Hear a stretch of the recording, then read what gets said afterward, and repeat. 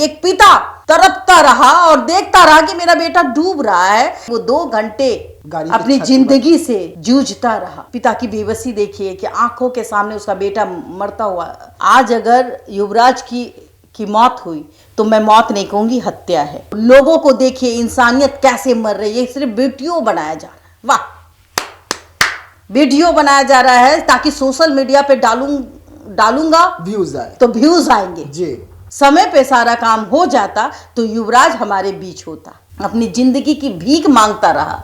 बिल्कुल, सभी आए, क्रेन, पुलिस, सभी आए, सबने हाथ पैर खड़ा कर दिया। मैं जब सोचती हूँ तो रोंगटे खड़े हो जाते हैं कि उस लड़के ने 2 घंटे क्या सोचा होगा कि मेरे पिता मुझे बचा लेंगे। बिल्कुल। और वो कॉल करता है और वो कॉल करके कहता है कि पिताजी मुझे तैरना नहीं आता, प्लीज आप मेरी जान बचा लीजिए। कि सिस्टम तो फेल है, करप्ट है। भीख मांगता रहा युवराज और लोग वीडियो बनाते रहे। प्रशासन हाथ में हाथ धरकर खड़ी रही। वो बैरिकेडिंग अगर लग गया होता या फिर वहां पे बड़े बड़े होर्डिंग होते, जैसे कि लाइट होती। एक बेटा युवराज अपने पिता के सामने चीखता रहा। रात अंधेरी थी, बचा लेने की गुहार लगती रही, प्रशासन भी पहुंची, लेकिन एक पिता की उम्मीद उस वक्त टूट गई जब पिता के सामने बेटा पानी में डूब जाता है। पूरा सिस्टम जो है दहशत में है,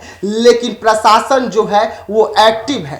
3 दिन बाद जो है गाड़ी को भी निकाला गया है, युवराज को भी निकाला गया है, लेकिन कई सवाल अब इस पर खड़े हो रहे हैं। आखिरकार एक जिंदगी धुंध में गायब कहाँ हो गई। और इन तमाम मुद्दों पर हम चर्चा करेंगे, क्योंकि वहां कुछ ऐसे लोग भी थे जो ये आप मोबाइल देख रहे हैं, ये मोबाइल बेहद खतरनाक इसलिए क्योंकि मोबाइल जो थे वहां पर सभी के ऑन थे, रिकॉर्डिंग चल रही थी, वीडियो बन रही थी, लेकिन युवराज को बचाने की कोशिश एक व्यक्ति भी नहीं करता है। आखिरकार समाज किस ओर जा रहा है? लोकतंत्र जो है लगातार चीख रही है, चिल्ला रही है, समाज को जगाने की कोशिश कर रही है, लेकिन समाज मोबाइल की दुनिया में खोता हुआ जा रहा है। और तमाम मुद्दों पर चर्चा होंगे और चर्चा करने के लिए हमारे साथ में देशवा न्यूज की ब्रांड इन्वेस्टर रूबरू मिसिस इंडिया और सीनियर जर्नलिस्ट बबीता मिश्रा जी है। मैम, एक पिता के सामने जवान बेटा जो इंजीनियर था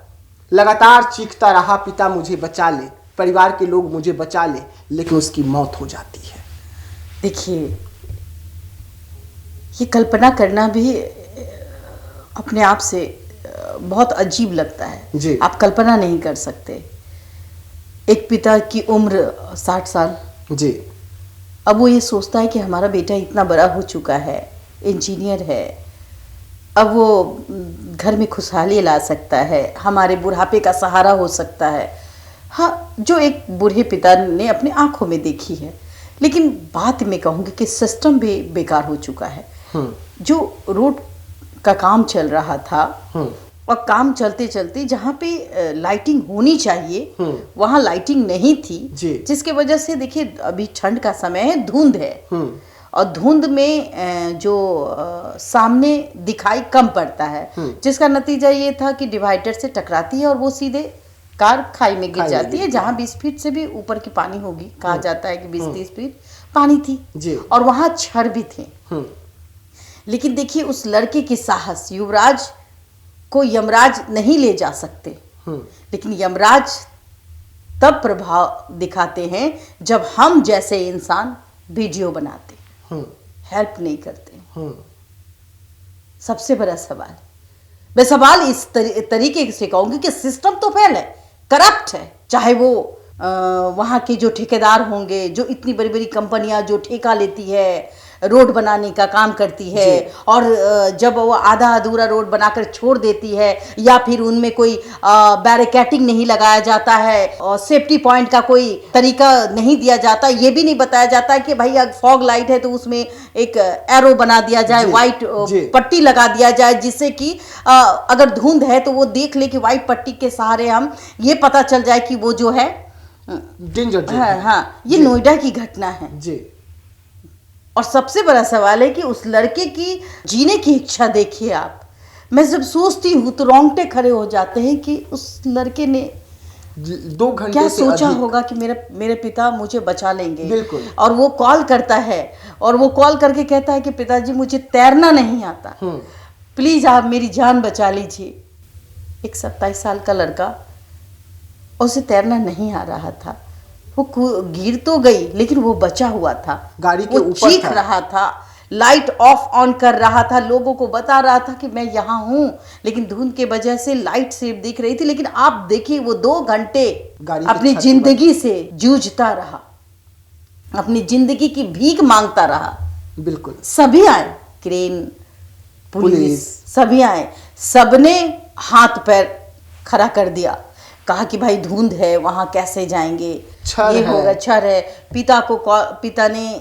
पिता की बेबसी देखिए कि आंखों के सामने उसका बेटा मरता हुआ दिख रहा है, वो समझ नहीं पा रहा है। और लोगों को देखिए इंसानियत कैसे मर रही है, सिर्फ वीडियो बनाया जा रहा है। वाह, वीडियो बनाया जा रहा है ताकि सोशल मीडिया पे डालूंगा व्यूज आए तो व्यूज आएंगे। जी। पहले ये मर तो जाए, ये डूब तो जाए। इंतजार था, इंतजार कर रहा कि था 2 घंटा क्यों लग रहा है, उससे पहले डूब जाए। कई लोगों को तैरना आता होगा, क्योंकि पुलिस वाले हैं, कुछ उसमें अधेड़ उम्र के हैं, कुछ ये है, वो कहे होंगे कि भाई रात में नहीं दिखाई दे रहा होगा, लेकिन एक लड़के ने छलांग हिम्मत लगाई। दिखाई जी। वो एक गरीब का लड़का था, हाँ, वो डिलीवरी बॉय, लेकिन तब तक बहुत देर हो चुकी थी। जाहिर सी बात है कि 2 घंटे तक अपनी जिंदगी की भीख मांगता रहा युवराज, और लोग वीडियो बनाते रहे, प्रशासन हाथ में हाथ धरकर खड़ी रही, उसके पास क्रेन होने के बावजूद भी उसको समझ में नहीं आया हम कैसे डूबेंगे। भाई यहाँ तो नीचे पानी के अंदर बड़ा बड़ा सरिया है, ठंड है, ठिठुरता ठंड है, हम ही मर जाएंगे। तो भाई अपने जान बचाने, खुद की जान बचाने के लिए एक जो जान आज चली गई, कहीं ना कहीं एक पिता तरपता रहा और देखता रहा कि मेरा बेटा डूब रहा है। सबसे बड़ी सवाल मैं कहूंगी कि लोगों को अपनी गाड़ी में रस्सी रखनी चाहिए, हर कार वाले के पास होना चाहिए, अपने सेफ्टी के लिए, दूसरों के लिए, ताकि वो समय पर उसकी मदद कर सके। जी। अगर समय पर अगर मदद मिल जाती, समय पे सारा काम हो जाता, तो युवराज हमारे बीच होता। वो 2 घंटे की बेबसी, वो 2 घंटे का वीडियो, वो 2 घंटे की light of on off on off on, और वो 2 ये बताता है कि वो अपनी जिंदगी जीना चाहता था। और 2 घंटे यमराज को इंतजार करा देना कि इतना आसानी से आप मुझे नहीं ले जा सकते, मुझे जीना है। एक पिता बेबस रोता बिलखता, एक पिता घबराता, एक बुजुर्ग की आंखों का तारा उसके सामने से जा रहा था। कहते हैं ना कि कर्मा रिटर्न होता है। बहुत बहुत बड़ी बड़ी कंपनियां हैं, हाँ, उनके भी बच्चे हैं, वो अपने बच्चों को की सेफ्टी बहुत पसंद करते हैं। भगवान ना करे, वेदांता ग्रुप के मालिक जी, उनका बेटा आज नहीं रहा, पिता के आंखों के सामने से चला गया, तो वो संपत्ति तो यहाँ के यहाँ रह गई। लोग संपत्ति के लिए इतने व्याकुल हो चुके हैं, इतना पैसा वाला बनना है, गरीबों को जीतना है। हमारे ही टैक्स के पैसे से ये रोड बनती है, ये पुल पुलिया बनती है, हमारे ही टैक्स के पैसे से पढ़ाई लिखाई होती है गरीबों के बच्चे को, और हमें ही सेफ्टी नहीं मिलती जी। आज अगर युवराज की मौत हुई तो मैं मौत नहीं कहूँगी, हत्या है, ये हत्या है, सिस्टम की फेलियर है। बिल्कुल।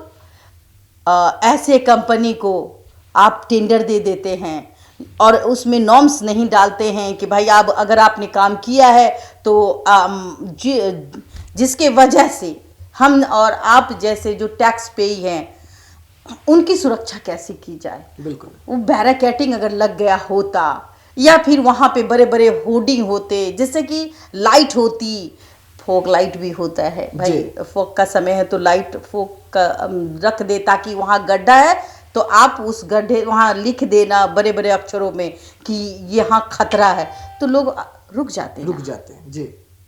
आज युवराज जिंदा रहता। जबकि युवराज से कुछ दिन पहले भी वहाँ एक्सीडेंट हुआ था, एक ट्रक वहाँ पे जाकर गिरा था, उसके बाद दूसरा घटना युवराज का होता है, बस 1 हफ्ते की दूरी रहती है। सबसे बड़ा सवाल, जब घटना घट जाती है तो प्रशासन की आंखें खुलती है। कंपनियों पर अब एक नया नॉर्म्स बनाने की तैयारी चलती है। लेकिन काश ये घटना से पहले की बात होती तो आज युवराज हमारे बीच होता। एक पिता के आंखों से, एक बुजुर्ग के आंखों से वो बच्चा चला जाता है। क्या कहूँ मैं। बिल्कुल। जब मैं उस वीडियो को देखती हूँ, जरा उस वीडियो को देखिए, उस पिता का दर्द देखिए। और बेचारे 2 घंटे के बाद वो एक शख्स जब पानी में उतरता है उसे भी नहीं मिलता है, क्योंकि धुंध बढ़ चुकी थी। देखिए, वहां जो लोग मौजूद थे वो चाहते तो युवराज को बचा सकते थे, लेकिन वीडियो बनाना ज्यादा जरूरी था, जिंदगी ज्यादा जरूरी नहीं थी। युवराज अपने जिंदगी से लड़ता रहा, गुहार लगाता रहा, लेकिन बेचारा कब तक लगाता। 2 घंटे तक टकटकी भरी निगाहों से देखता रहा कि कोई मदद आएगा, मैं यहां से निकलूंगा, लेकिन मदद नहीं पहुंचता है। पूरी सिस्टम फेल हो जाती है लोगों के वीडियो के सामने और युवराज अपनी जिंदगी को हार जाता है। एक पिता के घर से चिराग जो है युवराज का बुझ जाता है और पिता इस वक्त अपने घर में बैठकर रो रहे होंगे, अपने किस्मत को कोस रहे होंगे कि वो बेटा को उस रास्ते पर क्यों भेज दिया जहां से वो हर रोज आता था। लेकिन घटना घटी और युवराज आज हम सबके बीच नहीं रहा। तो ऐसे तमाम खबरों के लिए रहिएगा हमारे साथ, दीजिएगा इजाजत। धन्यवाद।